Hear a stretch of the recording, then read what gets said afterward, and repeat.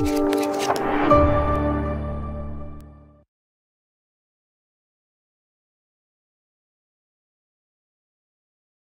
bienvenue à tous dans ce webinaire qui va parler des tâches administratives dans Business Central.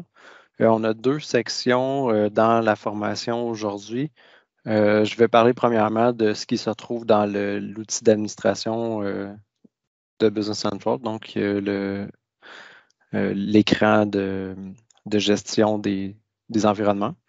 Ensuite, je vais aller faire un petit tour dans BC pour montrer quelques pages qui sont intéressantes là, de connaître et d'être capable d'utiliser en tant qu'administrateur d'un système Business Central.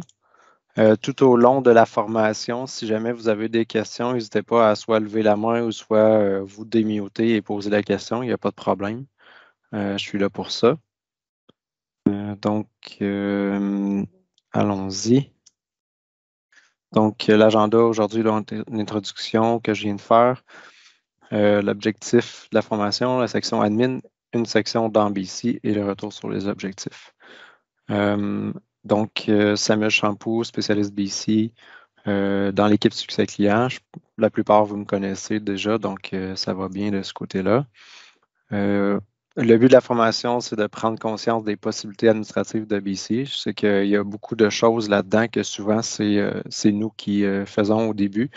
C'est sûr que par la suite, c'est toujours intéressant pour vous là, de garder un œil sur certaines choses, puis d'être capable d'effectuer certaines de ces tâches-là, et aussi de connaître les bonnes pratiques qui font que ça aide à mieux gérer certains aspects. Donc, le centre d'administration de Business Central.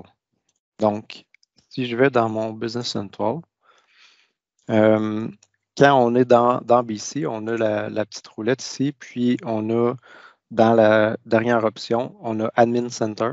Donc, c'est comme ça qu'on fait pour aller dans l'outil d'administration en tant que tel, en dehors de BC. Donc, on arrive dans cet environnement-là ici. Le mien est en anglais, par contre, c'est possible que les vôtres soient en français. Je pense que ça dépend de la langue de l'environnement ou quelque chose du genre. C'est pas relié à la langue de notre Business Central, là. Comme moi, mon Business Central il est en français, mais malheureusement, mon Admin Center est en anglais quand même. Donc, c'est ici qu'on voit les différents environnements, donc production, sandbox, environnement de test, etc. Donc, dans le fond, premièrement, la différence entre un environnement puis une compagnie, vous êtes sûrement habitué d'avoir plusieurs compagnies dans vos environnements. La différence, en fait, c'est que, admettons, vous avez une extension que vous utilisez ou des extensions que Gestsoft a fait pour vous, dans laquelle vous avez des modifications. Cette extension-là s'applique à l'environnement au complet. Donc, dans le fond, peu importe la compagnie, tout le code s'applique à toutes les compagnies. Donc, habituellement, ce qu'on fait avec les environnements sandbox, la plupart des clients ont un sandbox qu'on appelle de QA. Donc, normalement, le nom, c'est Sandbox QA. Et c'est là-dedans qu'on fait les développements, les tests, les différentes opérations qu'on veut pouvoir faire quand on fait du développement ou quand on veut tester des versions différentes. Parce que la version de Business Central en tant que telle s'applique à l'environnement au complet. Donc, ça aussi, c'est quelque chose qui est tout ou pas en tout. On ne peut pas avoir une version différente pour une compagnie différente. Donc, c'est l'environnement qu'on va utiliser pour faire la différence entre, comme ce que j'ai ici, mon sandbox qui est en version 18.5 et un autre sandbox qui s'appelle V19 qui est en version 19. Donc, c'est ce qu'on peut utiliser pour faire ce genre de test-là. Une chose que je veux vous montrer aussi, c'est le bon moment pour vous montrer ça. Ici, quand on entre dans un environnement, on a une panoplie de sections. Donc, la première que je veux vous présenter, c'est la section de la fenêtre de mise à jour. Donc, ici, dans le bas, on a le Update Window en anglais. qui est fenêtre de mise à jour en français, si je me rappelle bien, qui, elle, dans le fond, définit les heures à laquelle le système peut faire des mises à jour. Donc, moi, ici, je ne l'ai pas de configuré parce que c'est un sandbox. Mais normalement, si vous allez voir dans vos environnements, là, vous devriez avoir là, pour votre production que la mise à jour se fait là, de minuit à 6 heures. Normalement, c'est le standard qu'on met. Je sais qu'on a quelques clients qui sont différents de ça, qui peuvent avoir des trucs qui, des fois, partent plutôt à 10 heures le soir et finissent à, mettons, 5 heures ou 4 heures le matin. Tout dépendamment, là, des fois, de si vous avez des chiffres là, qui commencent plus de bonne heure le matin ou quelque chose comme ça peut être intéressant là, d'ajuster en conséquence pour pas que les mises à jour tombent en même temps que des gens essaient de travailler. Une chose qui est importante de noter, c'est qu'on doit avoir au minimum 6 heures dans la fenêtre. Donc, si j'essaie de mettre, par exemple, 4 heures, ça va me dire que la fenêtre doit être au moins 6 heures. Autre chose aussi, c'est que de temps en temps, des mises à jour que Microsoft appelle des hotfix, qui sont en fait des fois des mises à jour comme critiques qu'ils doivent faire dans le système parce qu'ils ont trouvé un bug qui pourrait causer des mauvaises transactions ou qui pourrait avoir des impacts ou qui bloque les gens. Il y a quelques semaines, on était, plusieurs d'entre vous, vous en êtes conscients, là, on n'était plus capable de copier des compagnies. Donc, dans ce cas-là, quand c'est une mise à jour urgente, là, ils font abstraction là, de l'update window et à ce moment-là, on peut avoir un petit message dans Business Central qui nous dit que la session là, va redémarrer. Donc, ça ne prend pas en compte le update window à ce moment-là. L'autre petit champ qu'on a à côté ici, c'est la schedule update date. Donc, en ce moment, pour mon sandbox, la date, c'est la date la plus loin. Donc, lundi le 6. Puis il faut se rappeler, étant donné que mon update window part à minuit, puis en fait que la journée commence à minuit, ça veut dire que ma mise à jour, le lundi matin, elle va être faite. Là. Quand on dit la mise à jour le lundi 6, ça veut dire que ça se fait à partir de minuit, le 6. Donc, on arrive là, bientôt à la date limite là, pour la mise à jour à la version 19.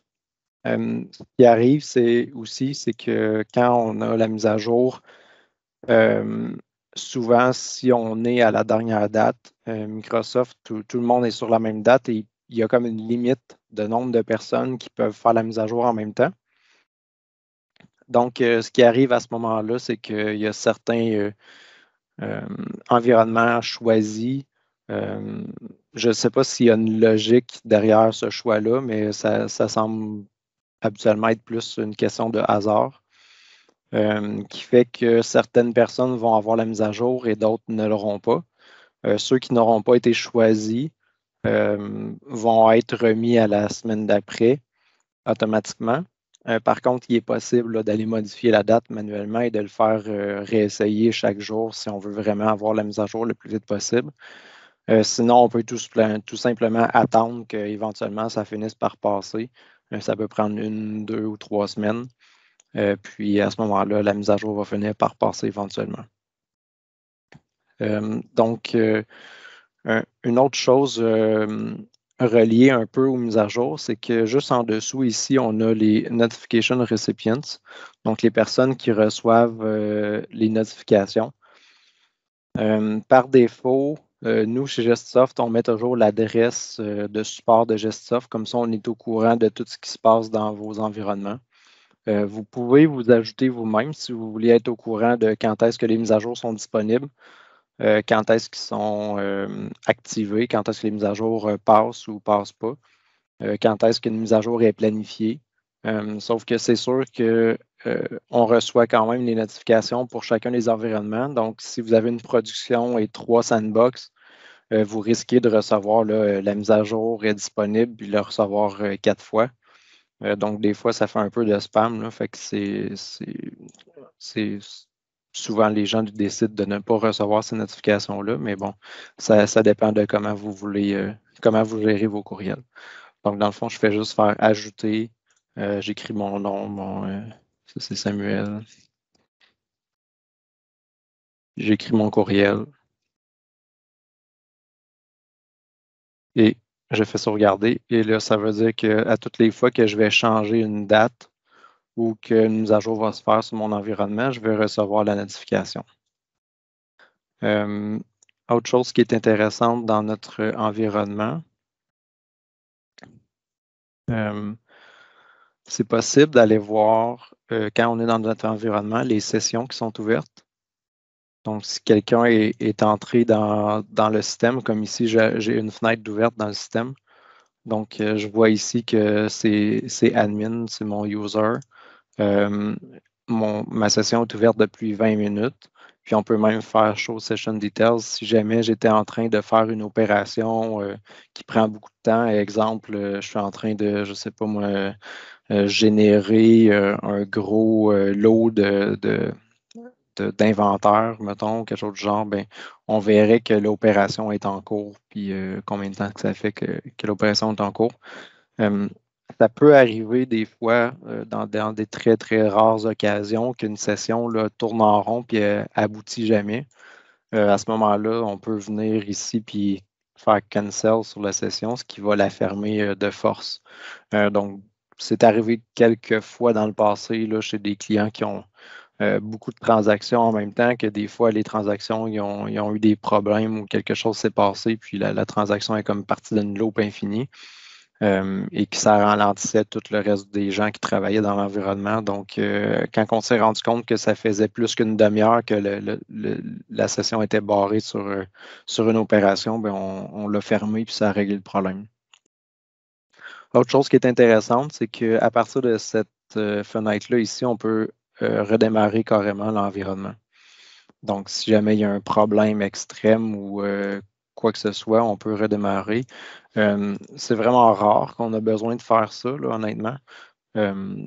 C'est pas arrivé souvent. En fait, c'est quelque chose que j'ai essayé de faire la dernière fois que BC était devenu down, là. Par contre, c'est sûr qu'étant donné que c'était tout le monde qui avait le problème, là, ça n'a pas changé rien, là. Donc, c'est quand même relativement rare qu'on a vraiment besoin de faire appel à ce genre de fonction-là. Autre chose qui peut être intéressante, c'est ici dans Opérations.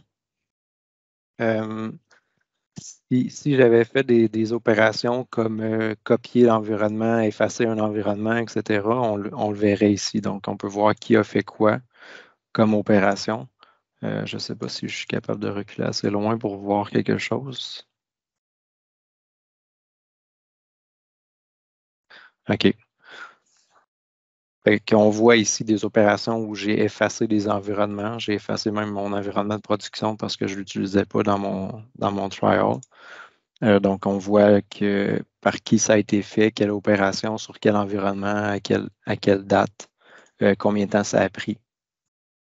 Donc, ça peut être intéressant. Ensuite, oui, Michael, vas-y. Est-ce que c'est possible à partir de là, si on a supprimé un de ces environnements-là qu'on ne voulait pas de récupérer? Non, malheureusement, on ne peut pas récupérer un environnement qui est supprimé. Pas à partir de l'interface, du moins, il faut il faut faire un ticket à Microsoft pour qu'il nous le ramène. Sinon, c'est ça, je vais parler dans pas longtemps aussi les copies d'environnement puis les restaurations. Je vais vous montrer ça aussi, c'est possible, mais il faut que l'environnement existe encore pour être capable de faire une restauration. Donc, s'il est effacé complètement, là, il n'y a comme plus rien qu'on peut faire là, dans l'interface en tant que tel. Donc, le dernier petit onglet ici, c'est la capacité. Donc, ici, on a un peu un aperçu de comment d'espace on utilise, combien d'espace qu'on a de disponible. Donc, tout le monde a un 80 GB de disponible par défaut. Ensuite, on a un certain nombre de gigs de disponible pour chaque licence utilisateur. Et on a aussi, si jamais on a acheté de la capacité de plus, ben là, ça apparaît ici. Honnêtement, c'est quand même très rare qu'on a besoin d'en acheter, là. Habituellement, le 80 GB de base plus les utilisateurs, là, c'est amplement suffisant. C'est sûr qu'il faut prendre en compte que ça comprend tous les environnements, donc autant les productions que les sandbox. Donc, tu sais, une chose que si jamais éventuellement, quand on sera rendu au point où on utilisera beaucoup d'espace disque, une des façons de réduire l'espace disque, ce serait que, bon, dans le sandbox QA, peut-être que toutes les compagnies ne sont pas nécessaires, peut-être qu'on peut en garder juste une ou quelque chose du genre. Donc, si jamais un jour on arrive proche là, de la limite, ça sera quelque chose qu'on pourra regarder. Mais honnêtement, là, pour l'instant, là, pour remplir 80 gigs, ça va prendre un certain temps là, quand même. Donc, si je retourne dans nos environnements, donc ici, à partir d'ici, on peut faire un nouvel environnement. Donc, je pourrais créer un nouveau sandbox. Par contre, si je le crée comme ça, il va être complètement vide. La plupart du temps, quand on veut créer un sandbox, on veut créer comme une copie de la production. Et donc, pour créer comme une copie de la production, là, en fait, ça a changé. Avant, à partir de New, ici, on pouvait créer à partir d'une copie. Il y avait une case à cocher qui disait créer une copie. Par contre, là, ils ont enlevé cette option-là. Donc, on a juste le nom, le type, puis la country, la version. Donc, si on veut créer une copie, il faut vraiment aller sur l'environnement et cliquer sur la copie ici. Puis, c'est sûr que là aussi, éventuellement, on va être capable de copier les environnements à partir d'un sandbox. Pour l'instant, ça ne semble pas être disponible encore. Euh, mais, euh, mais bon, si j'avais encore ma production, là, je pourrais créer une copie à partir de ma production. L'autre bouton à côté, le Restore, c'est ce que je parlais tantôt. Donc, on peut restaurer à partir d'une date dans le passé. Donc, on peut remonter habituellement à peu près un mois, disons, où je peux choisir de revenir à telle date à telle heure pour les données, si jamais on a fait une grosse erreur. Honnêtement, euh, ça ne sert pas vraiment. C'est vraiment rare qu'on a besoin de faire une restauration parce qu'on a fait une grosse erreur. Ça peut arriver, mais honnêtement, dans tout le temps que j'ai travaillé à date dans le système NAV ou Business Central, j'ai jamais vraiment eu besoin de restaurer une base de données, là. Habituellement, c'est plus, on fait des copies de compagnie avant de faire des opérations vraiment dangereuses ou vraiment grosses. Ou bien on va faire un nouveau sandbox, puis on va faire la transaction test avant de le faire dans le vrai environnement. Mais bon, si jamais on avait besoin de ramener l'environnement, ce que ça fait, c'est qu'on le ramène sous un nouvel environnement. Donc, dans le fond, je le ramènerais comme sandbox 2, mettons. Puis là, je ferais restore. Puis, ça me ramènerait l'environnement sous le nom Sandbox 2. Là, évidemment, si c'est une production, ben là, on aurait comme production 2. Et pour éviter d'avoir à renommer tout ce qui utilise, qui a des liens ou toutes sortes de choses, quand on est sûr que les données qui sont là sont les bonnes pour nous, on peut renommer l'environnement. Donc, à partir d'ici, on peut faire rename, donc le nouveau nom. Puis, dans le fond, le rename va changer l'URL pour accéder et ça change aussi en même temps l'URL pour ce qui est des API et tout le kit, là. Fait que c'est assez important d'avoir le bon nom pour la production si on a d'autres d'autres logiciels ou d'autres intégrations là, qui utilisent ces fonctions-là. Une chose qui est à noter aussi, c'est que si jamais on change le nom, bien sûr, les personnes qui sont en train de travailler dans le système, là, ça va les déloguer, là, puis ils ne pourront plus accéder parce que l'URL va avoir changé, là. Donc, ça, c'est quand même important à savoir. Donc, on a l'option d'effacer, là. Évidemment, ce n'est pas quelque chose qu'on utilise vraiment souvent. Sauf, par exemple, si on veut rafraîchir un environnement QA, on se dit le QA date d'il y a trop longtemps, on veut avoir du data frais dedans pour faire des tests. On peut effacer l'environnement QA et le recréer. Bien sûr, si vous savez que vous avez des tickets en cours d'amélioration, des demandes de services ou nous, on fait du développement en même temps, c'est sûr qu'idéalement, demander le nous avant pour être sûr qu'on ne perde pas des données qu'on avait besoin pour faire les tests. Puis sinon c'est pas mal ça. On peut faire la copie d'environnement comme ça. Concernant la différence entre les environnements et les compagnies, une des différences les plus importantes qu'il y a, c'est l'effet sur l'environnement en tant que tel quand on fait la copie. Donc, en plein milieu du jour, je pourrais décider de copier mon environnement de production. Ça va prendre habituellement un 10-15 minutes, puis ça ne va pas affecter personne. OK. Donc, ça utilise les bases de données SQL sur Azure qui ont une fonction spéciale de copie d'environnement qui fait que ça n'a aucun impact sur les usagers qui sont actuellement en train d'utiliser le système.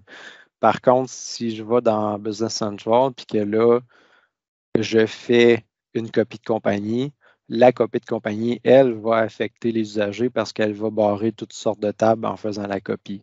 Donc ça, c'est à faire vraiment attention. Si jamais vous voulez copier une compagnie, habituellement, là, c'est recommandé là, de au moins avertir les utilisateurs si on est obligé de le faire en plein milieu de la journée, qu'il va y avoir un petit ralentissement puis qu'il pourrait avoir des messages d'erreur qu'il faut qu'ils recommencent leur transaction ou le faire en dehors des heures, là, tôt le matin ou plus tard le soir pour ne pas avoir d'impact sur les gens, là. Donc, dépendamment de la grosseur des compagnies, là, ça peut prendre ça aussi un bon 10-15 minutes là, à procéder. Donc, je pense que ça faisait le tour pour ce qui est du Admin Center ici. Il y a d'autres onglets comme Reported Outages, mais tu sais, j'ai jamais rien vu là-dedans. Donc, je sais pas. On a eu des problèmes il y a quelques semaines, puis ça apparaît même pas là. Fait que je sais pas exactement quand est-ce que c'est supposé servir. J'ai jamais vu rien là-dedans. Puis la télémétrie, ben, c'est un peu plus genre pour nous donner une idée de qui a fait quelle action dans le système. Est-ce qu'il y a eu des messages d'erreur, des trucs comme ça. Mais c'est un peu, c'est pas vraiment convivial comme utilisation pour voir qu'est-ce qui s'est passé. Fait que c'est pas quelque chose que je recommanderais d'utiliser vraiment, là. Si jamais on veut vraiment faire des analyses là, pour si jamais on a des problèmes de performance, des trucs comme ça, habituellement, ce qu'on fait, c'est qu'on connecte sur l'environnement, on connecte un Application Insight qui, en fait, va envoyer tous les trucs dans une base de données Azure. Puis ensuite de ça, nous, on fait des analyses avec Power BI dedans pour voir s'il y a des patterns qu'on peut reconnaître ou voir qu'est-ce qui se passe. C'est plus comme ça qu'on procède. Donc, pour ce qui est de l'Admin Center, est-ce qu'il y avait des questions ou ça va pour l'instant? Parfait. Donc, maintenant, à l'intérieur de BC, donc je vais aller dans Business Central. Donc, il y a plein de tâches administratives qu'on peut faire aussi qui sont dans Business Central lui-même. Il y a certaines tâches qui affectent toutes les compagnies et certaines tâches qui affectent juste la compagnie en cours. Donc, par exemple, si je vais dans la liste des compagnies, donc évidemment, si je fais des modifications dans les compagnies, en fait, je ne peux pas vraiment dire que ça affecte toutes les compagnies, là. Ça va affecter la compagnie qu'on fait la transaction dessus. Donc, puis une chose aussi, c'est que je ne peux pas supprimer la compagnie dans laquelle je suis déjà, là.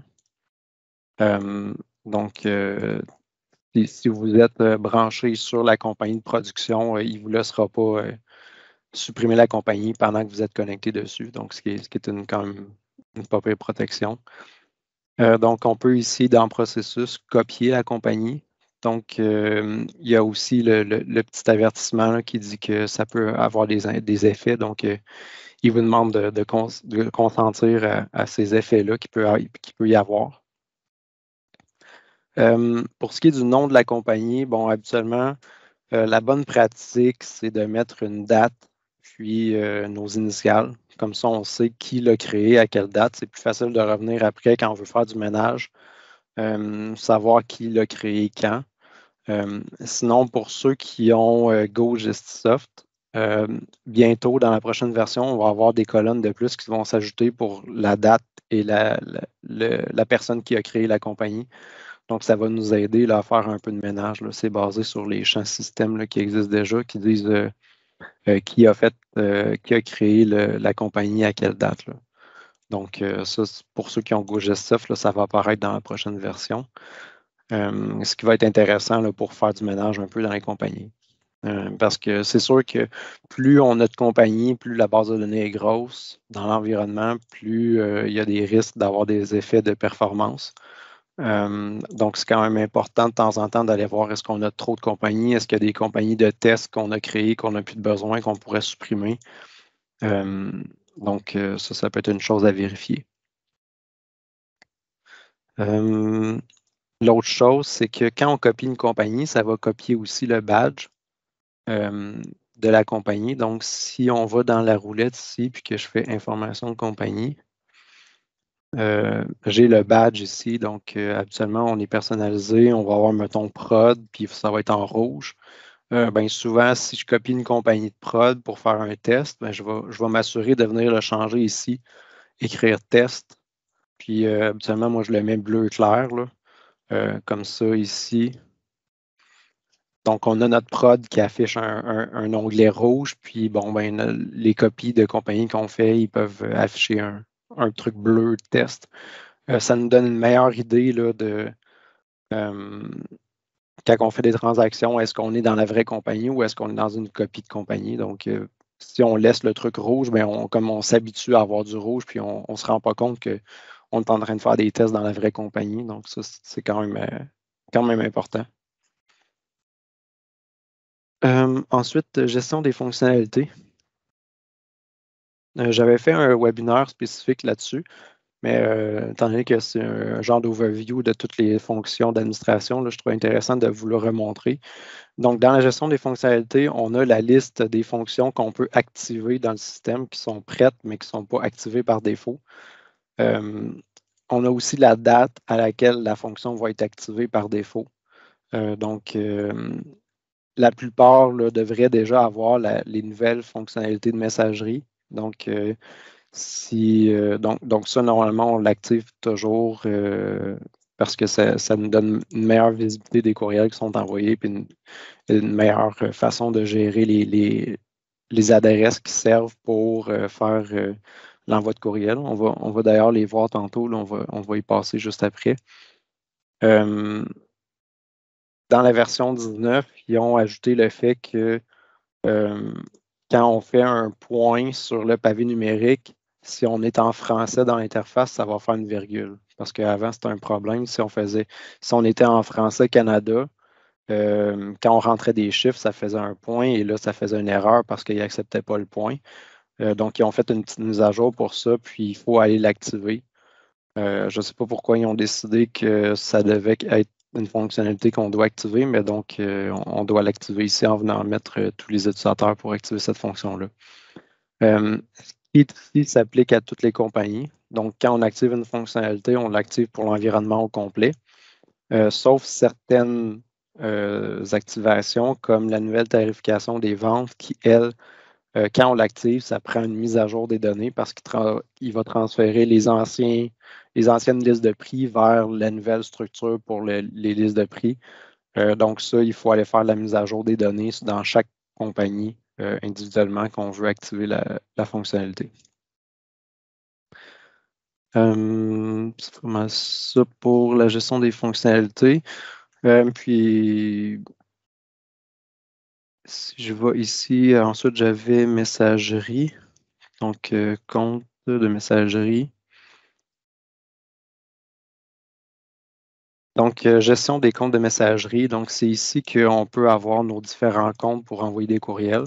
On a trois choix. Soit on prend une boîte aux lettres partagée, qui est en fait une boîte que habituellement votre administrateur là, de TI là, va pouvoir vous donner accès et vous donner le droit d'envoyer des courriels à partir de cette boîte-là. Donc, ça peut être par exemple une boîte payable ou une boîte de recevable, etc., pour envoyer les différents documents. Il faut juste que votre utilisateur ait le droit qu'on appelle Send on behalf, donc avoir le droit d'envoyer en tant que cet utilisateur-là pour pouvoir faire les envois. Sinon, la deuxième fonction est quand même quand même le fun, c'est en fait l'utilisateur actuel. Donc, si mon compte personnel a une adresse courriel, je peux dire que chaque courriel que je vais envoyer, que ce soit une facture, un avis de paiement ou quoi que ce soit, ça va être envoyé à partir de l'utilisateur qui fait la fonction. Donc, ça peut être intéressant si on ne veut pas configurer d'autres adresses courriels. La dernière option, c'est celle qui existait dans l'ancienne façon de fonctionner, donc simplement là, un compte SMTP où il faut rentrer les informations du serveur et tout le kit, là, dans le fond. Donc, il y a ça. Donc, une chose qui est intéressante, c'est que si j'ai un compte payable comme ça, payable, GestSoft, ce qui est intéressant dans la nouvelle façon de gérer les courriels, c'est les scénarios de messagerie. Donc, je pourrais dire ici, par défaut, c'est mon utilisateur actuel, mais pour les payables, je veux que ma remise fournisseur soit envoyée sur ce compte-là. Fait que je peux venir dire ici j'ai été affecté un scénario. Mon scénario, c'est la remise fournisseur. Donc, chaque fois que je vais envoyer un document qui est une remise fournisseur, ça va s'envoyer à partir de mon compte payable. Puis si j'envoie une facture, un PO ou des trucs comme ça, ben là, ça va prendre la valeur par défaut vu qu'il n'est pas assigné. Donc, ça peut être intéressant si jamais vous avez des courriels différents, des adresses courriels différentes pour les envois de PO ou les envois de factures ou les remises fournisseurs. Fait que ça, c'est quand même intéressant. Ce n'était pas possible dans l'ancienne façon de gérer les courriels. Fait que ça, c'est bon. Ensuite, j'avais utilisateur. Donc, la gestion des utilisateurs, c'est aussi quelque chose qui s'applique à tout l'environnement. Donc, ici, j'ai mon utilisateur admin. Ici, si je viens mettre à jour, normalement, j'ai un autre utilisateur qui a une licence qui est Megan, il me semble. Donc, quand on assigne des licences à des usagers, il faut venir faire la mise à jour à partir de Microsoft pour que l'usager s'ajoute dans Business Central. Sinon, l'autre façon, c'est que si la personne se branche dans le système, elle va aussi apparaître. Ah, là, je pense que j'ai pas. Je pensais que j'avais rajouté une licence, là, mais c'est pas là. Donc, dans la gestion des utilisateurs, les choses qui sont intéressantes là-dedans, c'est dépendamment de votre façon de gérer les droits. Absolument, une chose qui est intéressante, c'est l'autorisation effective. Si jamais on a un message d'erreur qui dit on n'a pas accès à telle table ou quoi que ce soit, ben on peut aller voir dans autorisation effective, c'est quoi les objets que j'ai accès en ce moment. Là, mon utilisateur, c'est un admin, donc il a accès à pas mal tout. Puis, ce qui est intéressant, c'est de savoir qu'est-ce qui me donne accès. Donc, par exemple, la table de currency, donc les devises. J'ai mon droit super qui me donne accès. Puis j'ai mon droit D365 Business Premium qui me donne accès aussi. Donc, puis la dernière en bas, c'est le règlement qui appelle en français, mais en fait, c'est comme la licence. Donc, si jamais la licence ne permet pas accès à certaines tables, on va le voir ici que je pourrais avoir un droit qui dit oui, mais que dans la licence, ça dit conflit parce que la licence ne donne pas accès. Autre chose qui est intéressante ici, c'est que la licence en tant que telle, on peut la voir en bas. Donc, on voit ici que j'ai deux licences. En fait, j'ai Internal Administrator parce que mon compte admin est administrateur sur le Office au complet, ce qui me donne un accès à Business Central. Mais j'y ai aussi assigné une licence Business Central en tant que telle. Business Central for IWs, en fait, c'est comme la licence Trial. Donc, dans mon compte, j'ai la licence Trial. Mais on verrait là, pour des usagers ordinaires, c'est là qu'on verrait le Business Central Premium ou Essentials, là, dans le fond, pour chacun des usagers. Qu'est-ce qu'on a d'autre là-dedans? Bon, il y a une section ici dans Associé pour voir les courriels qui ont été envoyés par la personne. Si jamais c'est quelque chose qui vous intéresse d'aller voir quels courriels ont été envoyés. Sinon, c'est sûr qu'on peut toujours aller dans la page des courriels envoyés puis trier filtrer sur l'utilisateur. Ça fonctionne aussi. Puis, c'est aussi ici, si jamais on veut désactiver si on veut désactiver un utilisateur, on peut le faire par ici.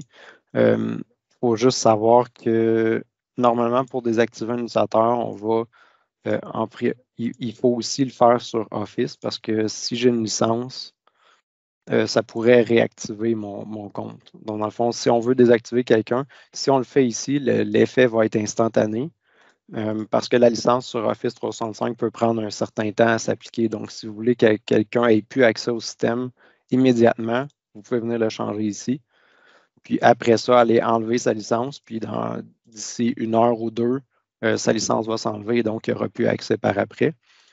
Par contre, si jamais on le désactive et qu'on oublie d'enlever la licence, c'est possible qu'après un certain temps, le compte finisse par se réactiver, là. Donc, c'est important de faire les deux, là. Donc, lui, il va contrôler l'effet actif en ce moment. Puis, le Office 365, lui, selon la licence, va venir se mettre à jour là, de temps en temps. Donc, c'est pas mal ça pour les utilisateurs. L'autre fenêtre intéressante, paramètres utilisateurs.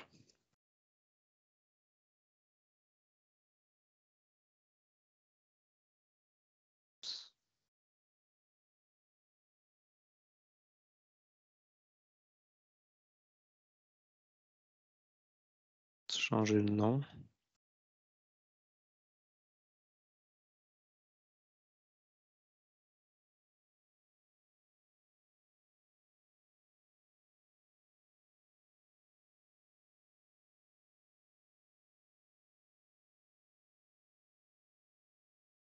Ça a changé de nom.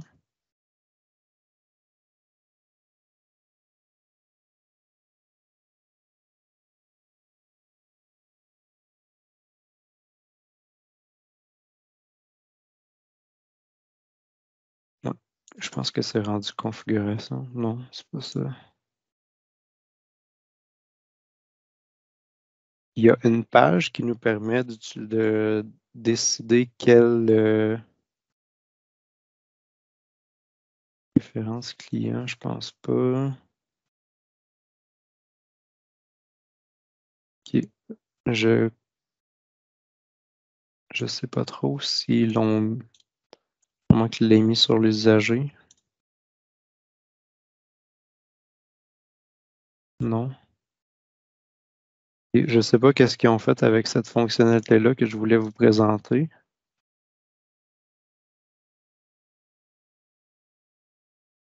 À moins que ce soit préférence client. Ah, ok, c'est ça. Ok. Fait que ça s'appelait paramètres utilisateurs, puis ils l'ont renommé préférence client. Donc ici, c'est là qu'on va pouvoir, si jamais on a un usager, puis on veut définir son rôle par défaut sans avoir à aller dans sa session puis le changer, on peut définir sa région, on peut définir son fuseau horaire, la compagnie dans laquelle il se branche. Si jamais vous enlevez des droits à quelqu'un, puis que là, il y a un message d'erreur qui dit qu'il n'y a plus accès à la compagnie, ben, c'est ici que vous pouvez venir changer à quelle compagnie il va se brancher par défaut, la langue, etc. Je vois aussi qu'on peut effacer les pages personnalisées ou même voir quelles pages personnalisées ont été changées par l'utilisateur. Puis on peut les supprimer directement ici. Donc, si jamais la personne a un problème avec une des pages, qu'il y a des bugs bizarres dedans, que des champs qui apparaissent pas, des trucs comme ça, des fois, ça peut être intéressant là, de venir supprimer pour cet utilisateur-là les personnalisations pour recommencer à zéro puis effacer les problèmes. Donc, préférence client qui était avant paramètres utilisateur. Ensuite, il y a le principe de batch job dans BC, donc des tâches automatisées qui peuvent s'exécuter. Donc, en français, ils appellent ça écriture de la file d'attente des travaux. C'est ici qu'on va retrouver si, par exemple, on a une mise à jour des taux de change, des trucs comme ça. On va retrouver nos tâches ici. Puis, ce qui est important de vérifier, dans le fond, c'est que l'état est à prêt et qu'il n'est pas en erreur, parce que ça pourrait dire que la mise à jour ne se fait plus parce qu'il y a eu une erreur quelconque. Si jamais il y a une erreur, on peut venir cliquer sur afficher l'erreur pour voir l'erreur qu'il y a eu. Puis après, quand une tâche est en erreur, même si elle est planifiée pour rouler à tous les jours, quand elle est en erreur, elle ne reroule pas. Donc, c'est vraiment important de venir jeter un coup d'œil dans la file d'attente des travaux de temps en temps, savoir est-ce qu'on a des tâches qui sont en erreur pour venir les redémarrer si jamais elles sont en erreur. Ça peut arriver des fois pour... Il y a une tâche qui peut se créer des fois pour les notifications, pour les approbations. Donc, la tâche va s'appeler Notifications, quelque chose. Puis, si jamais il est en erreur, ben, il va arrêter de rouler. Donc, on peut le redémarrer pour le repartir ou afficher l'erreur, voir c'est quoi l'erreur, pourquoi la tâche a échoué. Là, habituellement, c'est à cause de problèmes dans l'envoi des courriels. Donc, ça peut être à vérifier aussi. Si jamais vous en avez beaucoup, que vous avez de la difficulté à voir clair dedans, parce que là, comme en ce moment, j'en ai juste 3, mais des fois, il y a tout plein de choses qui se créent puis qu'on ne sait pas trop c'est quoi, puis que vous en avez beaucoup qui sont en erreur, n'hésitez pas à nous envoyer un ticket de support pour qu'on fasse la vérification pour vous, de faire le ménage dedans, puis de voir qu'est-ce qui est une vraie erreur ou qu'est-ce qui est juste des trucs qui datent il y a longtemps puis qui ne sont pas vraiment importants. Mais c'est sûr que c'est quelque chose qui peut valoir la peine d'aller vérifier. Nous, à l'interne, pour l'instant, on n'a pas de surveillance de ça, mais on va en avoir bientôt. On travaille sur avoir un genre de dashboard qui va nous afficher pour les clients qui sont membres succès clients, qui va nous afficher de l'information sur leurs environnements. Puis, par exemple, s'il y a des job queues qui sont en erreur, là, pour qu'on soit averti à ce moment-là. Donc ça s'en vient. Pour l'instant, c'est pas excitant. La dernière chose que je voulais vous montrer aujourd'hui, c'est le journal des modifications. Donc, ça aussi, j'avais déjà fait un webinaire là-dessus plus spécifiquement, donc je vais aller vraiment plus sommaire. Donc, si je vais dans la configuration, en ce moment, il est désactivé. Donc, je peux l'activer sur mon truc. C'est sûr qu'il y a un avertissement qui dit que ça peut ralentir le système. C'est sûr que, comme par exemple, on ne mettra pas de journal de modification sur des tables qui ont beaucoup de transactions. Exemple, les tables de le GL Entry, mettons, des trucs comme ça. On ne mettrait jamais ça là-dedans parce que ça ferait ben trop un gros load sur le système. Par contre, moi, ce que j'aime bien faire, là, souvent, c'est je vais chercher toutes les tables de configuration. Fait que des fois, tout ce qui s'appelle configuration, ça peut être intéressant des fois d'avoir des logs à savoir qui a changé les paramètres.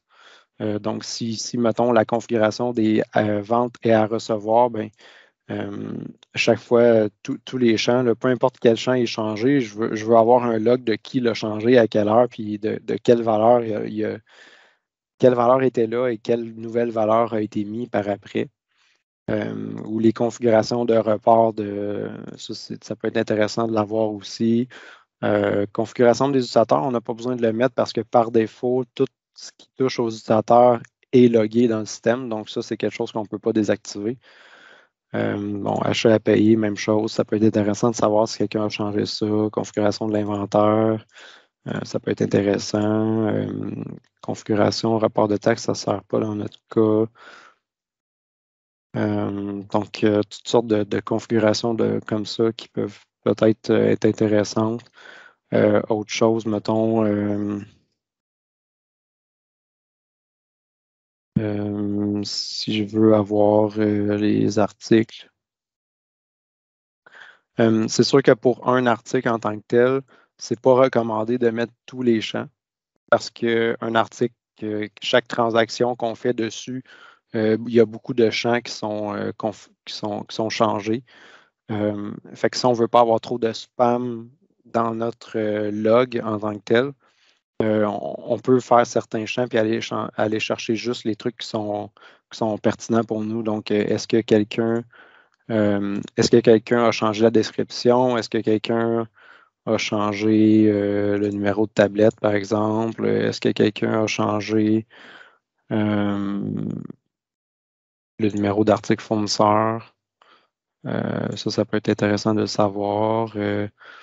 Le point de réapprovisionnement, la quantité de réapprovisionnement, des trucs intéressants qui peuvent être le fun à savoir. Si on l'a bloqué ou pas. Puis, le genre de champ qu'on ne voudrait pas nécessairement mettre, c'est bon, tout ce qui est le prix unitaire, parce qu'en fait, le prix unitaire va changer à chaque transaction qu'on fait. Donc, le coût unitaire, plutôt, ça va changer à chaque fois qu'on fait des transactions. Donc, ça ne vaut pas vraiment la peine de mettre un log là-dessus. Ça va faire trop de spam, là. Donc, il faut s'en tenir à vraiment qu'est-ce qui est pertinent. Système de réapprovisionnement, bon, est-ce que c'est un achat ou c'est une production? Ça peut être intéressant à savoir. Tous les paramètres de réapprovisionnement, ça peut être des choses qui sont intéressantes à avoir. Fait que on sélectionne chacun des champs comme ça qu'on veut avoir les modifications. Et ensuite,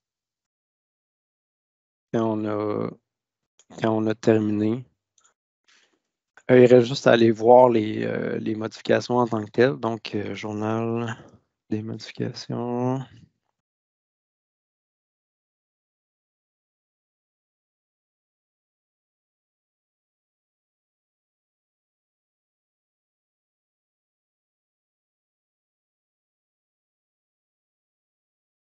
Écriture, journal, modification. Donc, étant donné que mon truc n'était pas actif en tant que tel, les seuls logs que j'ai en ce moment, c'est des changements de droit d'accès. Par contre, une chose intéressante, c'est si, mettons, quelqu'un avait modifié un article, puis là, il s'appelait, mettons, item 002. Je peux, dans la recherche, écrire item 002, puis étant donné que le système rentre la valeur clé primaire 1, donc ici, fait que toutes les modifications à cet article-là que j'ai coché tantôt apparaîtraient dans ma liste quand je chercherais sur l'article en tant que tel. Donc ça peut être intéressant pour rechercher. On a aussi l'icône de configuration si jamais on veut aller dans l'autre écran de tantôt pour aller changer la configuration en tant que telle. Donc, c'est pas mal ça, le petit tour d'administration que je voulais vous montrer aujourd'hui. Je vois qu'il était 52, donc quand même pas si pire dans le temps. Est-ce qu'il y a des gens qui ont des questions, commentaires, des choses que je n'aurais pas parlé, que vous voudriez qu'on aille faire un petit tour, qu'on aille vérifier? Ou est-ce que ça fait pas mal de tour, puis ça donne une bonne idée? Ça va?